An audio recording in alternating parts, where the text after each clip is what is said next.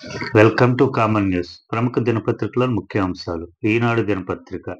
గోదాముల్లో గోల్మాల్, వేల బస్తాల మాయం, పేదల బియ్యం పెద్దల వరం అనే అంశాన్ని ఈరోజు ప్రధానంగా ఈనాడు హెడ్డింగ్గా పెట్టింది.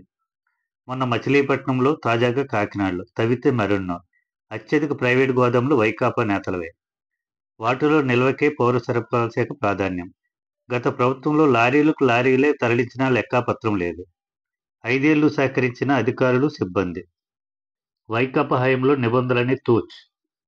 రాష్ట్ర ప్రభుత్వ గోదాముల సంస్థకు చెందిన గోదాముల్లోనే బియ్యం నిల్వ చేయాలని గతంలో ప్రభుత్వం స్పష్టమైన ఉత్తర్వులు ఇచ్చింది. ప్రైవేటు గోదాములైనా సరే వారి ద్వారానే లీజుకు తీసుకోవాలని మార్గదర్శకాల్లో పేర్కొంది. వైకాపా పాలనలో దానికి నీళ్లొదిలారు. పౌర సరఫరాల సంస్థ అధికారులే నేరుగా ప్రైవేటు గోదాముల నిర్వాహకులతో ఒప్పందాలు చేసుకున్నారు. కొత్త ప్రభుత్వం వచ్చాక కూడా వాటిలోకే సీఎం బియ్యం పంపి నిల్వ చేస్తున్నారు.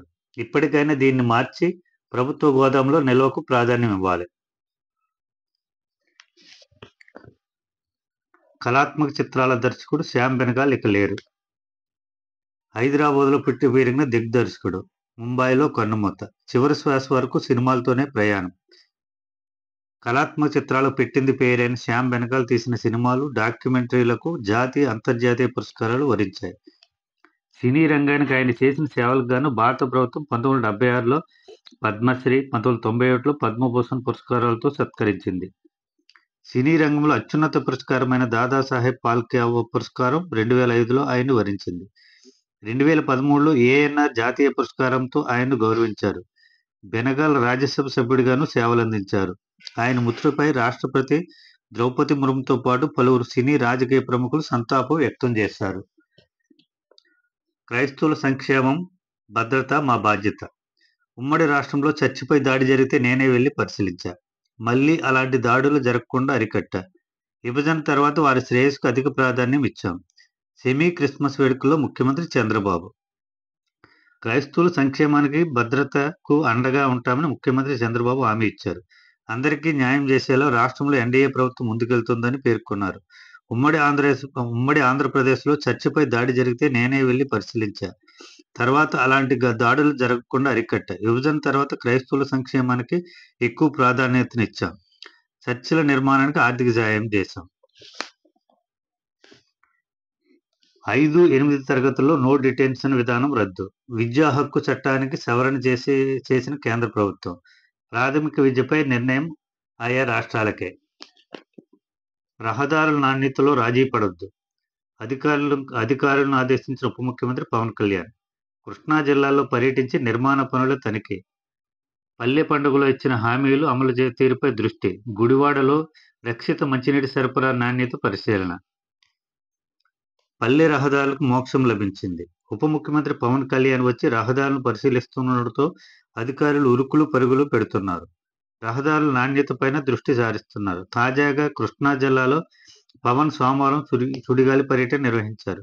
పెనుమలూరు నియోజకవర్గంలోని గ్రామీణ ప్రాంతాల్లో వేస్తున్న రహదారుల పనులను తనిఖీ చేశారు. నాణ్యత విషయంలో రాజీ పడొద్దని అధికారులకు సూచించారు. రాజధాని నిర్మాణం కోసం ప్రజలపై ఒక్క పైసా భారం వేయం. అది ముమ్మాటికి స్వయం సమృద్ధి ప్రాజెక్టే. రాజధాని అభివృద్ధి చెందాక భూములమ్మి అప్పులు తీరుస్తాం. 26 జిల్లాల్లోనూ సమగ్రంగా అభివృద్ధి చేస్తాం. పురపాలక శాఖ మంత్రి పి. నారాయణ స్పష్టీకరణ. ఓర్వలేకే వైకాపా నాయకులు దుష్ప్రచారం చేస్తున్నారని మండిపాటు. రాష్ట్రంలోని డబ్బంతా తీసుకెళ్లి రాజధాని నిర్మాణానికి ఖర్చు పెడుతున్నారంటూ వైకాపా నాయకులు అవాకులు చవాకులు మాట్లాడుతున్నారని పురపాలక శాఖ మంత్రి పి. నారాయణ మండిపడ్డారు. అమరావతి స్వయం సమృద్ధి ప్రాజెక్టు అని పునరుద్ఘాటించారు. ప్రజలపై ఒక్క పైసా భారం కూడా వేయకుండా రాజధాని నిర్మిస్తామని పేర్కొన్నారు. సోమవారం సచివాలయంలో చంద్రబాబు అధ్యక్షతన జరిగిన సిఆర్డీఏ 44వ సమావేశం అనంతరం మంత్రి విలేకరుల సమావేశంలో మాట్లాడారు. భూ సమీకరణలో భూములిచ్చిన రైతులకు స్థలాలు కేటాయించగా మిగిలిన భూములను విక్రయించి అమరావతిని నిర్మిస్తామని ఆయన తెలిపారు. ప్రపంచ బ్యాంకు, ఏడీబీ వంటి సంస్థల నుంచి తీసుకుని రుణాలను అమరావతిలో భూములు విక్రయించడంతో పాటు భవిష్యత్తులో అక్కడి నుంచి వచ్చే ఆదాయంతో తీరుస్తామని వెల్లడించారు. మరో 2,000 బస్సులు అవసరం. 11,500 మంది సిబ్బంది కావాలి. మహిళలకు ఉచిత ప్రయాణం అమలుపై అధికారుల నివేదిక. రోజుకు 6 కోట్ల వరకు రాబడి కోల్పోనున్న ఆర్టీసీ. మహిళలకు ఉచిత ప్రయాణం పథకం అమలు చేస్తే రోజుకు సగటున 10 లక్షల మంది వరకు ప్రయాణ ప్రయాణం ప్రయాణికుల సంఖ్య పెరుగుతుందని అధికారులు అంచనా వేశారు. ఇప్పుడున్న వాటికి అదనంగా 2,000 బస్సులతో పాటు 11,500 మంది సిబ్బందిని నియమించాలని భావిస్తున్నారు. ఎంత రాబడి తగ్గనుంది, ఏ బస్సులకు డిమాండ్ ఏర్పడుతుందనే వివరాలతో ఆర్టీసీ అధికారులు ప్రాథమిక నివేదికను ప్రభుత్వానికి అందజేశారు. ఈ పథకంపై అధ్యయనం చేసేందుకు రవాణా శాఖ మంత్రి మండిపల్లి రాంప్రసాద్ రెడ్డి నేతృత్వంలో తాజాగా ఏర్పాటు చేసిన మంత్రివర్గ ఉపసంఘం ఇతర రాష్ట్రాల్లో ఉచిత బస్సు ప్రయాణం అమలు తీరును చూడటంతో పాటు అధికారులు ఇచ్చిన నివేదిక పైన పరిశీలన చేయనుంది. సాక్షి దినపత్రిక. కరెంటు కోత, ఛార్జీల మోత. 6 నెలల్లో 15,000 కోట్ల పైగా జనంపై భారం మోవేసిన కూటమి సర్కారు. ఒక పక్క విద్యుత్ బిల్లుల షాకులు, మరో పక్క కోతలు. రోజుకు 2 నుంచి 3 గంటల పాటు సరఫరా నిలిపివేత. డిమాండ్ మేరకు సరఫరా చేయలేక అనధికారిక కోతలు. కరెంటు లేక చీకట్లో గాఢాంధకారంలో అల్లాడుతున్న గ్రామాలు. ఎస్సీ, ఎస్టీలకు గత ప్రభుత్వం అందించిన ఉచిత విద్యుత్కు ఎగనామం. ఉచిత విద్యుత్ లబ్ధిదారులకు వందల వేలల్లో బిల్లులు జారీ చేస్తున్న కూటమి సర్కారు. తమ కష్టాలు చెప్పుకుంటే పింఛన్లు, రేషన్ కార్డులు తొలగిస్తారని ప్రజల్లో ఆందోళన. ఈనాడు చెవిలో ఈడీ చెప్పిందా? దర్యాప్తు విషయాలు బహిర్గతమయ్యాయా? లేక ఈనాడు తన అజెండాకు అనుగుణంగా కథనాలు నడిపిస్తుందా? 3,000 కోట్ల నికర లాభాలు సాధిస్తున్న అరబిందో 494 కోట్లు సమకూర్చుకోలేదా? నిజంగానే బెదిరించి ఉంటే పోర్టులో 100% వాటా తీసుకుంటారు కానీ 41% వాటా మాత్రమే ఎందుకు తీసుకుంటుంది? వ్యూహాత్మక పెట్టుబడుల్లో భాగంగానే కాకినాడ డీప్ వాటర్ పోర్టులో వాటాల కొనుగోలు, ఆడిటర్లను ఆయా శాఖల అధికారులు ఎంపిక చేస్తారనే విషయంలో ఎల్లో మీడియాకు తెలియదా? శ్యామ్ బెనగాల్ ఇక లేరు.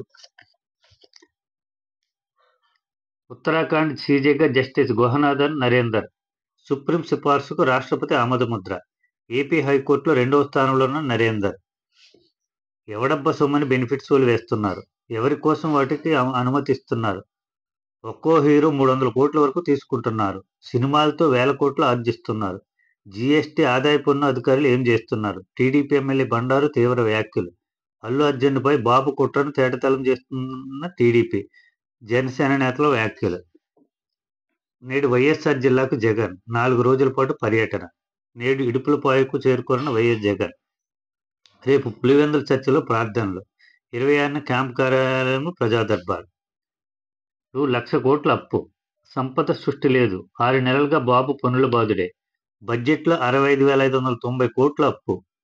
బడ్జెటేతర అప్పు 9,000 కోట్లు. రాజధాని పేరుతో 31,000 కోట్ల రుణం. అమరావతికి మరో 21,000 కోట్లు కూడా సమీకరించేందుకు సన్నద్ధం. అమ్మకం పన్ను, స్టాంపులు, రిజిస్ట్రేషన్ ఆదాయం డమాల్. కేంద్రం నుంచి గ్రాంట్లు 12,510 కోట్ల తగ్గుదల. రెవెన్యూ లోటు 9,742 కోట్ల పెరుగుదల. నవంబర్ వరకు బడ్జెట్ గణాంకాలను వెల్లడించిన కాగ్. సాక్షిపై కేసు నమోదు.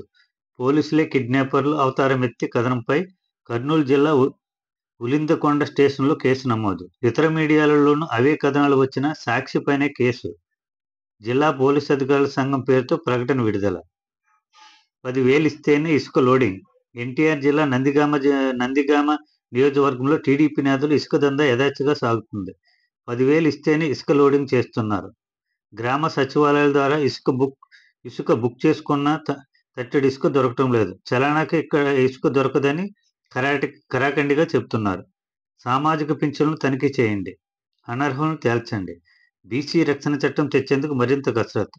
నామినేటెడ్ పోస్టుల్లో బీసీలకు 34% రిజర్వేషన్ చట్టం. స్థానిక సంస్థల్లో రిజర్వేషన్లకు న్యాయ పోరాటం. బీసీ సంక్షేమ శాఖపై సమీక్షలో అధికారులకు సీఎం చంద్రబాబు ఆదేశాలు.